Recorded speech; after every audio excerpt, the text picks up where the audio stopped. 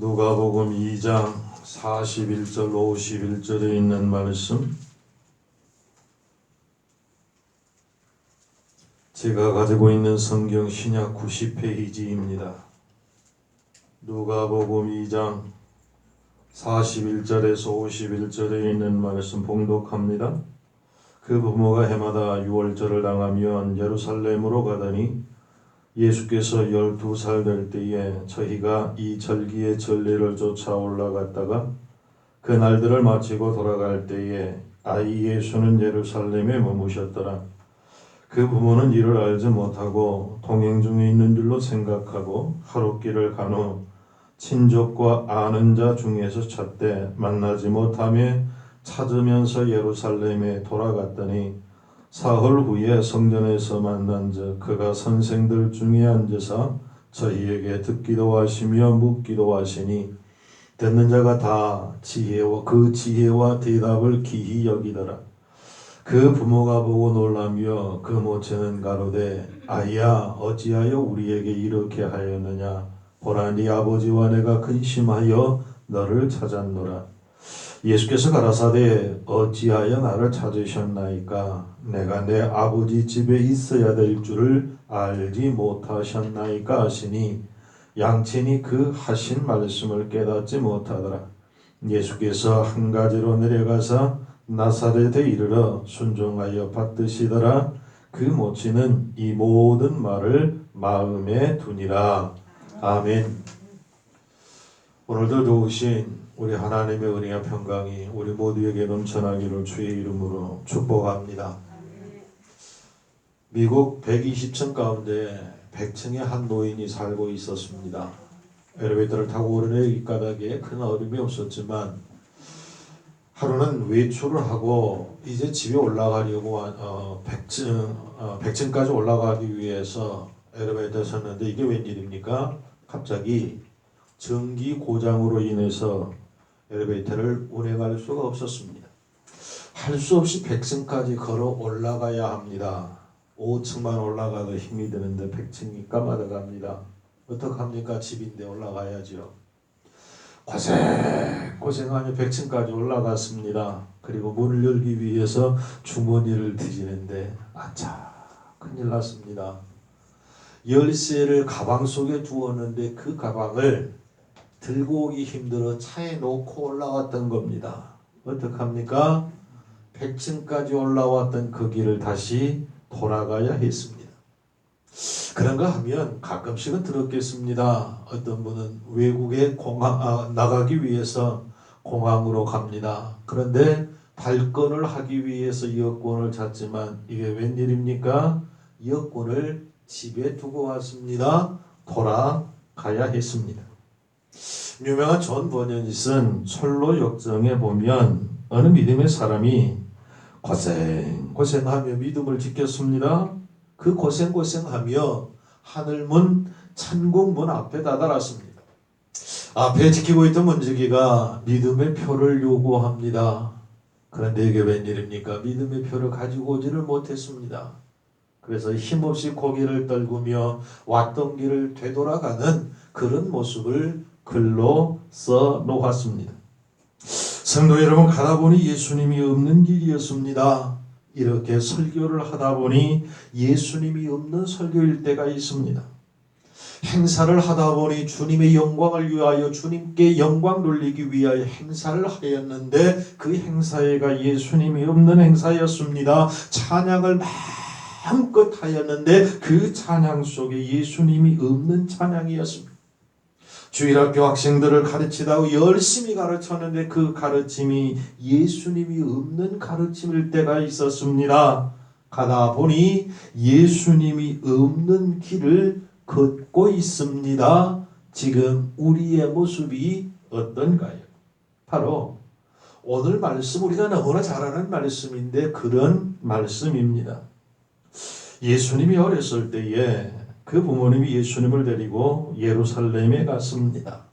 돌아오는 길에 예수님을 잃어버렸습니다. 예수님을 찾으러 되돌아가야 합니다.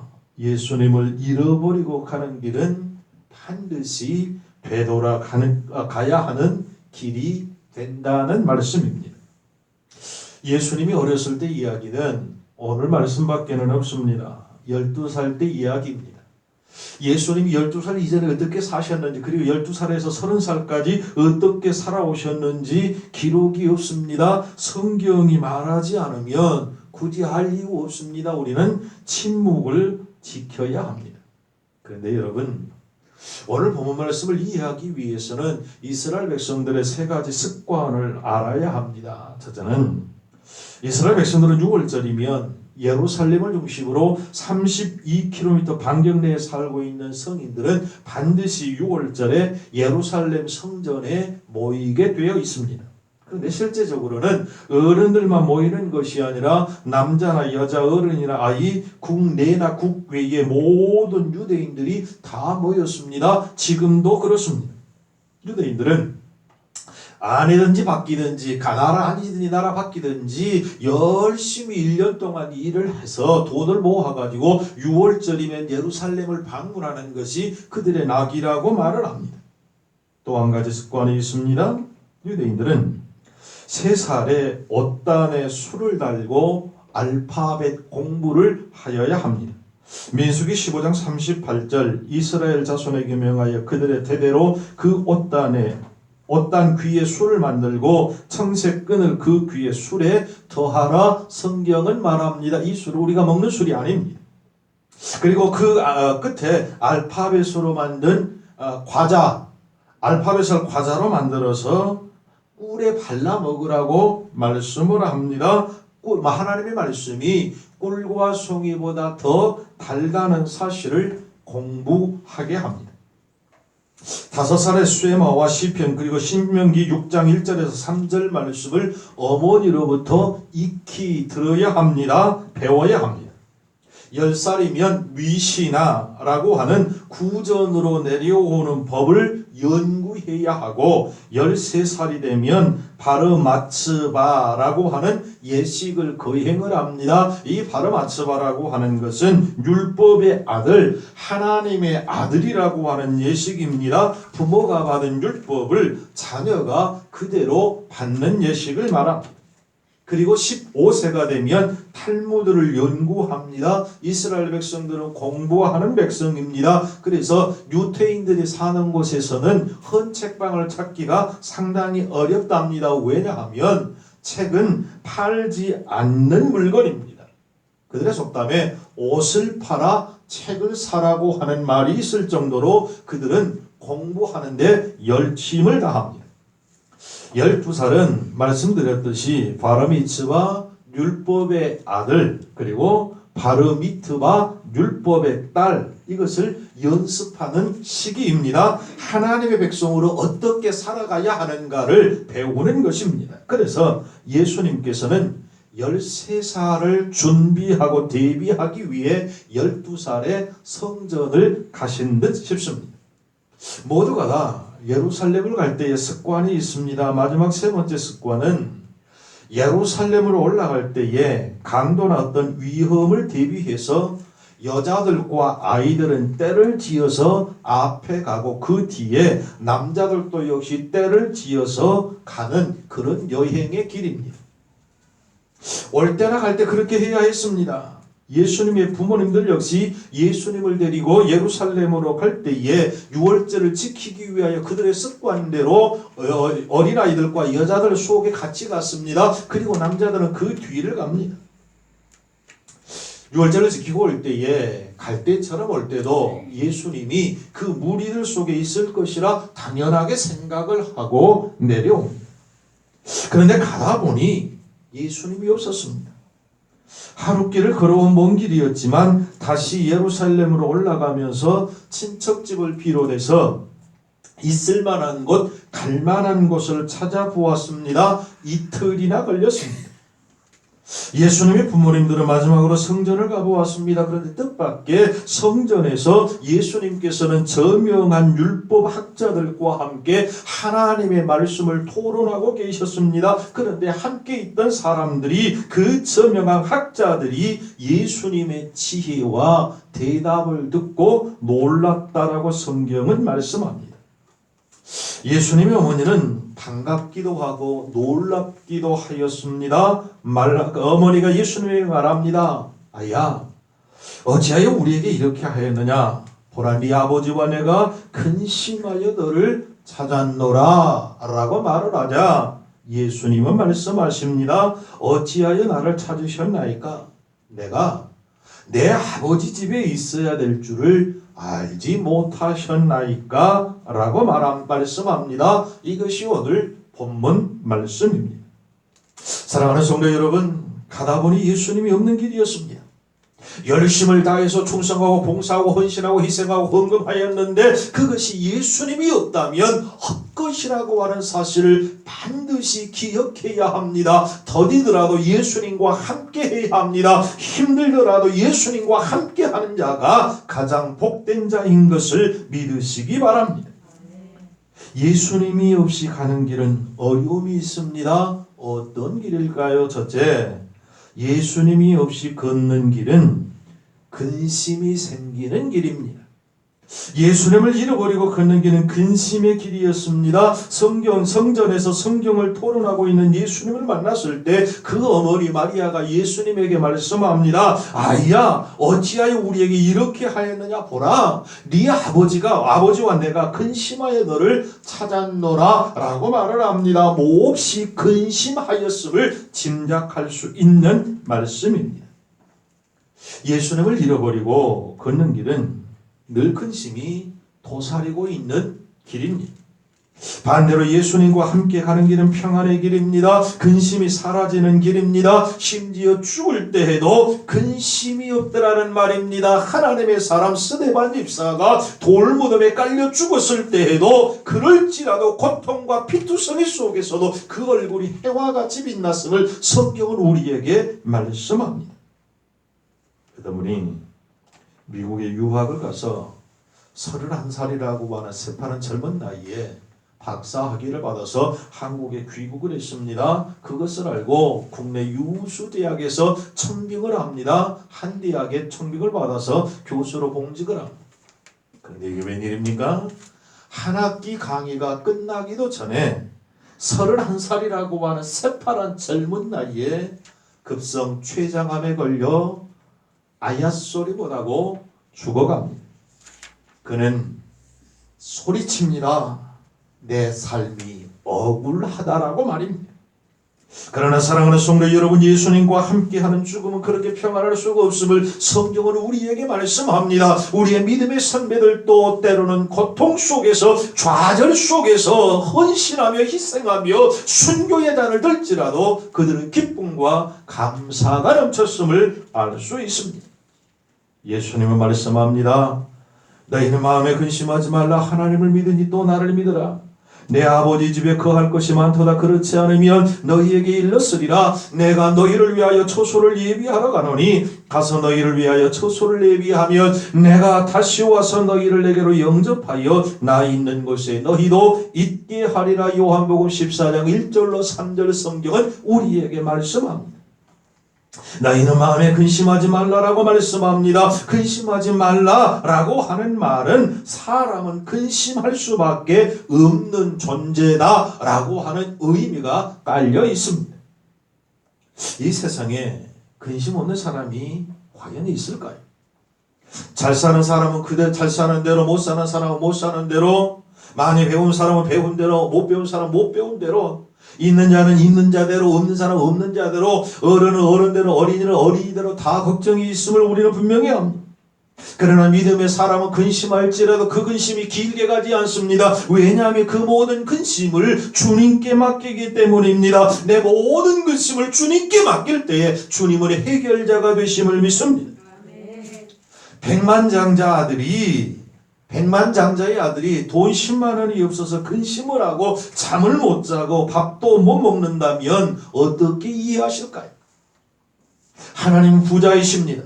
그 부자이신 하나님은 우리의 아버지십니다. 나는 하나님의 자녀입니다. 예수님은 못할 것이 없는 전지전능하신 분이시요 왕 중의 왕이신 것을 우리는 믿습니다. 그러므로 그 예수님과 함께하는 길은 근심이 없는 길이란 말입니다. 문제는 그럼에도 불구하고 내가 하려고 하니까 근심과 걱정이 있을 뿐입니다. 성도 여러분, 파도 치지 않는 바다가 어디 있을까요? 파도가 칠지라도 언제 그랬냐는 듯 파도는 빨리 잔잔하여집니다. 아무리 춥지 않는 겨울이 어디 있을까요? 아무리 추울지라도 반드시 봄은 오고 맙니다. 아무리 건강한 사람일지라도 병나지 않는 사람이 이 땅에 있을까요? 병이 있을지라도 그 병을 이기고 곧 건강을 회복하게 됩니다. 세상에 근심하지 않는 사람이 어디 있을까요? 다 근심하지만 믿음의 사람들은 근심하다가도 그 근심을 주님께 맡기고 근심에서 벗어나는 놀라운 은혜가 있음을 믿으시기 바랍니다. 예수님과 함께 길을 걷는 자들의 입술에서 이런 찬송이 나오지 않을까요? 나의 마음속이 늘 평안해. 나의 마음속이 늘 평안해. 악한 제 파도가 많으나 마음이 늘 평안. 주와 같이 길 가는 것 즐거운 길 아닌가. 한 걸음 한 걸음 주님과 함께 걷는 자가 성도요 믿음의 사람인 것을 믿습니다. 주 안에 있는 나에게 딴 근심이 있으랴. 할렐루야. 내 안에 주님이 계시니 우리의 모든 근심을 주님께 맡기면 그분은 반드시 해결하시고 평안케 하실 줄로 믿습니다. 어느 한 여인이 그 유명한 마다 테레사 수녀를 찾아왔습니다. 그리고 상담을 합니다. 수녀님, 나는 세상을 끝내고 싶습니다. 죽고 싶습니다. 어떻게 하면 좋을까요? 이런 대답을 들었던 질문을 받은 테레사 수녀님은 왜 그렇게 생각을 하느냐? 그랬더니 모든 게 불만투성입니다. 모든 게 어렵다. 하늘처럼 태산처럼 많은 문제들을 자기가 어떻게 감당할 수 없다라고 말을 합니다. 그러니까 테레사 수녀가 그렇게 하시지요. 죽으세요. 참 대단합니다. 죽으세요. 그런데요, 죽기 전에 제가 한 가지 부탁할게요. 내가 있는 칼타코로 와서 딱 한 달만 나를 위해 봉사 좀 하고 그리고 죽으시죠. 웃어야 할까요? 울어야 할까요? 이 여인은 어차피 죽을 목숨 마지막 한 달 동안 봉사하며 가자. 그리고는 테레사 수녀를 쫓아서 칼타코라고 하는 아주 빈민촌에 들어갔습니다. 그곳에서 테레사 수녀와 지냅니다. 가난한 사람, 병든 사람, 고통받은 사람 너무 많습니다. 그들을 위하여 일하기 시작을 합니다. 가만히 생각해 보니까 이 여인은 이들에 비하면 참 행복했습니다. 이들 가난한 자들에 비하면 자기는 부자였습니다. 이들 병든 자들에 비하면 자기는 건강했습니다. 이들 문제투성이 속에서 헤어나지 못한 그들을 볼 때에 자기는 문제가 아무것도 아니었습니다. 그리고 그는 느낍니다. 나는 이 세상에 아무 필요 없는 존재가 아니라 나도 저들에게 필요한 존재구나. 나도 저들에게 도움을 줄 수 있는 존재구나. 나도 나눌 것이 있구나. 한 달 동안 하며 많은 것을 깨닫게 됩니다. 그리고 한 달을 지난 후 테레사 수녀가 부릅니다. 이제는 가셔야지요. 가긴 어딜까요? 수녀님, 이제껏 나는 헛살았습니다. 이제껏 살아온 삶보다 여기에서의 한 달간의 삶은 내 전부를 통째로 바꾸었습니다. 내가 죽는 날까지 이곳에서 저들을 위해 헌신하며 저들을 위해 봉사하며 저들에게 위안을 받고 평안을 얻고 살겠습니다. 그리고 그 칼타코를 떠나지 않고 그들과 함께 생활했다라고 하는 이야기입니다. 사랑하는 성도 여러분, 예수님이 없는 길은 근심과 걱정의 길입니다. 그러나 예수님과 함께 가는 길은 평안의 길임을 믿으시기 바랍니다. 예수님의 부모는 가다 보니 예수님을 잃어버린 것을 알았습니다. 하룻길을 가다가 알았습니다. 그래서 예수님을 찾으며 예루살렘으로 돌아왔습니다. 이틀 만에 예수님을 만났습니다. 잃어버리고 걷는 길은 하루였지만 찾기 위하여서 이틀 길을 걸어야 했습니다. 2배의 고생이었습니다. 예수님이 없는 길은 도처의 위험이 도사리고 있습니다.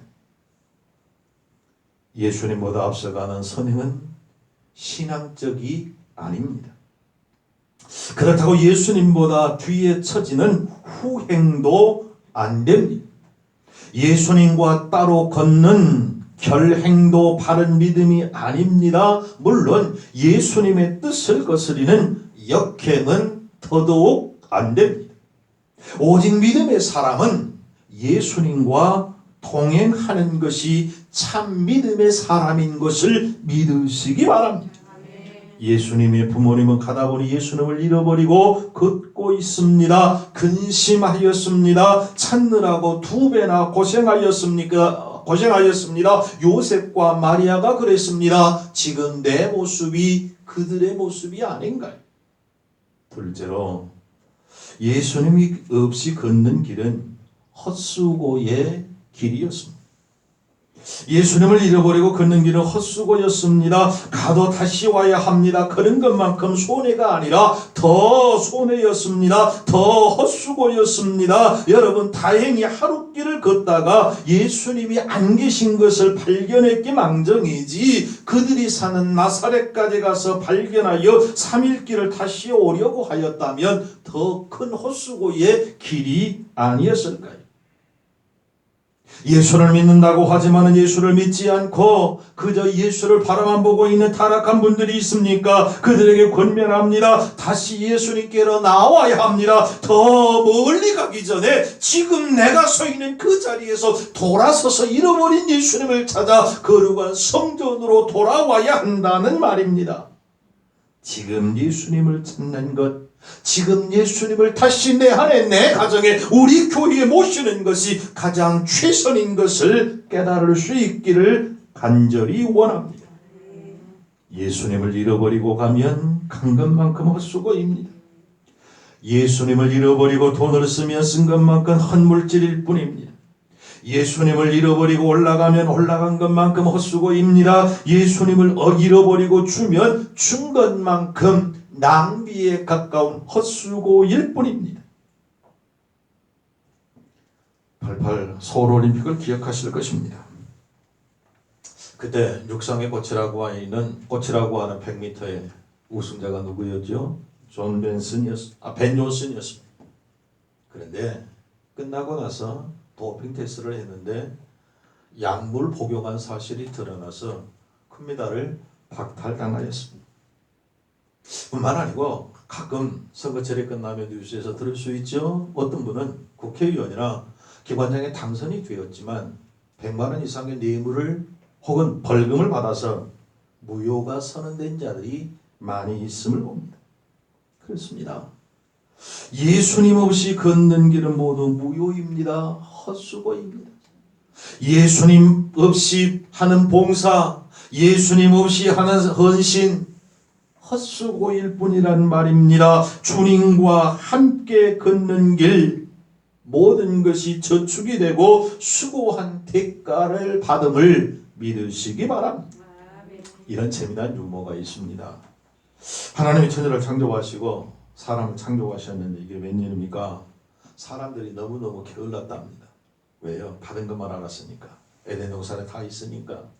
그래서 하나님께서 사람들을 부지런하게 만들려고 닭과 개와 돼지를 만들었대요. 유머입니다. 닭은 게으른 사람들을 새벽이면 일찍 깨웠습니다. 꼭 하고 깨워가지고 사람들을 부지런하게 만들어서 하나님이 닭에게 벼슬을 주었답니다. 그때부터 닭 벼슬이 생겼답니다. 개는 본래 다리가 셋이었다네요. 열심히 도둑을 지키면서 사람들을 긴장하게 하고 부지런하게 만들었습니다. 그래서 그 보상으로 다리 하나를 하나님이 더 주셨답니다. 그런데 하나님이 주신 보상으로 주신 그 다리가 너무 귀하기 때문에 오줌 쌀 때마다 어떻게 하지요? 한 다리를 들고 더러운 오줌을 하나님이 주시는, 하나님이 상으로 주신 그 다리에 묻힐 수 없다 해서 들고 볼일을 본답니다.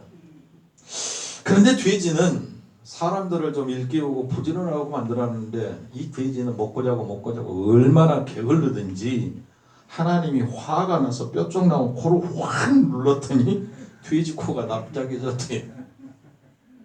여러분, 하나님은 열심히 일한 사람들을 보상하시는 분이신 것을 믿으시기 바랍니다.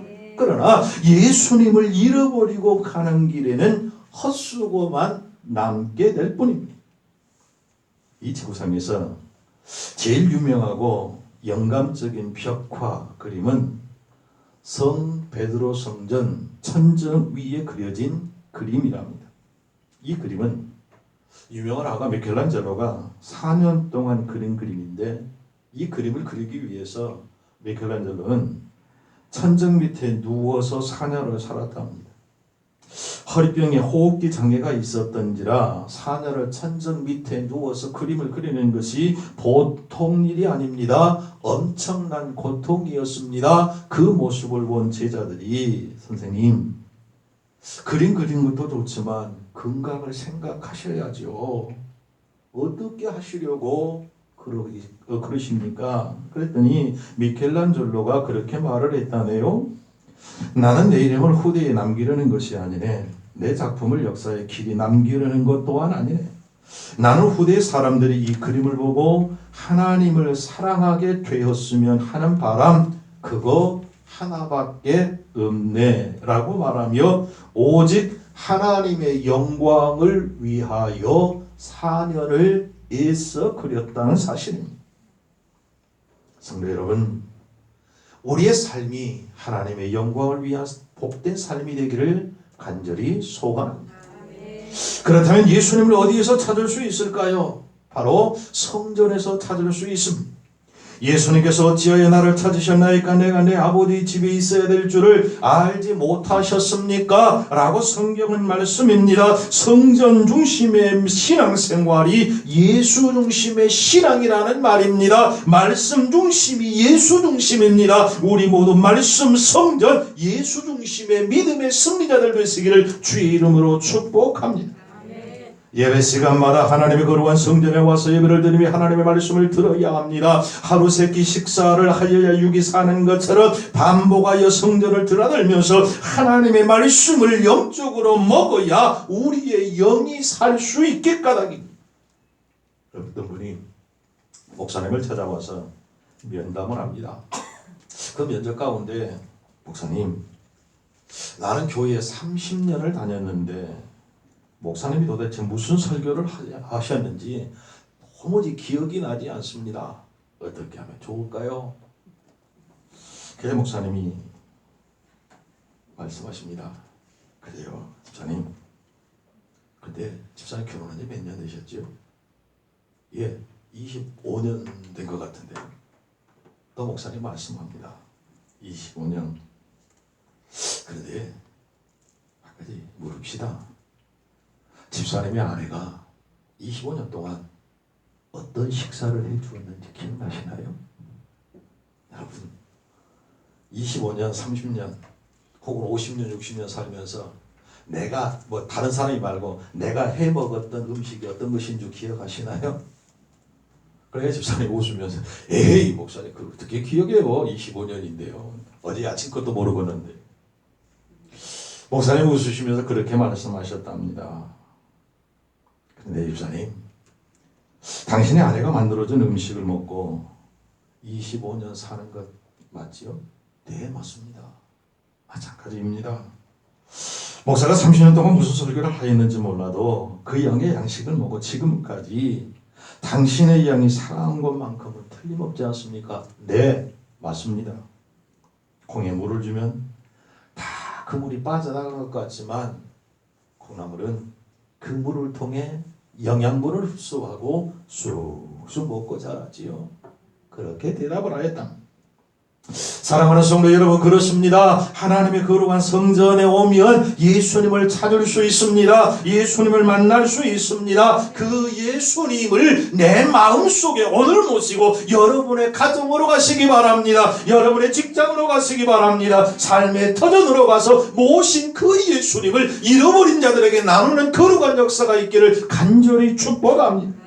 예수님이 말씀합니다. 어찌하여 나를 찾으셨습니까? 내 아버지 집에 내가 있어야 될 줄을 모르셨습니까? 예수님의 부모는 예수님을 잃어버리고 그렇습니다.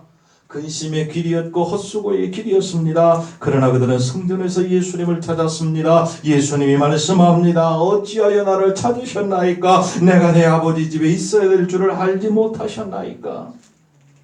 성도 여러분, 오늘 여기 이 자리에 예수님이 함께 하심을 믿으시기 바랍니다. 그 예수님을 찾아 예수님과 함께 가정으로 돌아가는 예배가 되기를 주의 이름으로 축복합니다. 이런 이야기를 드리고 말씀을 마칩니다. 미국 찰스다운 교회에 조지 하비 목사님이 이런 간증을 하였습니다. 무선 신호, 지금 뭐 여러 가지 핸드폰이라든지 여러 가지 무선 있는데 처음 발견한 사람이 모리스라는 사람이랍니다. 이 모리스가 찰스다운 조지 하비 목사님이 심호하시는 찰스다운 교회에 다니는데, 이 모리스라는 사람은 무엇을 하든지 오직 예수님을 마음에 두고 살아가는 독실한 믿음의 사람이었답니다. 무선 신호를 발명하고 모리스가 국가에서 인정을 받아서 미국 국회에 가서 큰 상을 받고 돌아왔고, 이 사실을 알고 주일 낮 예배 시간에 하비 목사님이 성도들에게 광고를 하였습니다. 우리 교회 성도 가운데 모리스가 무선으로 통신할 수 있게 발명하여 미국 국회와 정부로부터 큰 상을 받고 귀가하였습니다. 오늘 이 자리 예배에 참석하였는데 우리 모리스를 위해서 축하하며 크게 박수 한번 드립시다. 그래서 성도들이 얼굴이 환해지면서 모리스가 일어나기를 바라고 박수를 딱 칠 준비를 하는데, 이 모리스가 일어나면서 이런 말을 하였답니다. 목사님, 그리고 여러분 고맙습니다.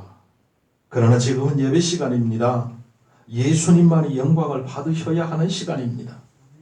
나에게 박수 치지 말고 우리 예수님에게 박수 쳐주십시오. 그리고 나에게는 예배 후 친교 시간에 박수를 쳐주십시오 라고 말입니다. 모두가 다 엄숙하여졌습니다. 하비 목사님도 스스로를 책망하였습니다. 그렇습니다. 오직 예수님을 높이는 믿음의 사람이 모리스였습니다. 우리 모두가 이런 믿음의 삶, 이런 믿음을 갖기를 간절히 원합니다. 그래서 예수님은 오직 하나님의 영광을 위하여 일하고 애썼던 모리스를 통해서, 그런 믿음의 사람들을 통해서 복 주시고 영광 받으심을 믿습니다. 성도 여러분, 예수님을 버리고 걷는 길은 근심의 길이요 예수님과 함께하는 길은 축복의 길입니다. 예수님을 잃어버리고 가는 길은 헛수고의 길이요 예수님과 함께 걷는 길은 축복의 길입니다. 오늘도 주님과 동행하는 복된 믿음의 승리자들 되시기를 주님의 이름으로 축복합니다. 기도하십시다. 전능하신 하나님, 삶이 아무리 어렵고 힘들지라도 고달플지라도 그 누구보다 예수님과 함께 동행하는 우리 믿음의 식구들 되게 하여 주시옵소서. 예수님의 이름으로 기도하옵나이다. 아멘.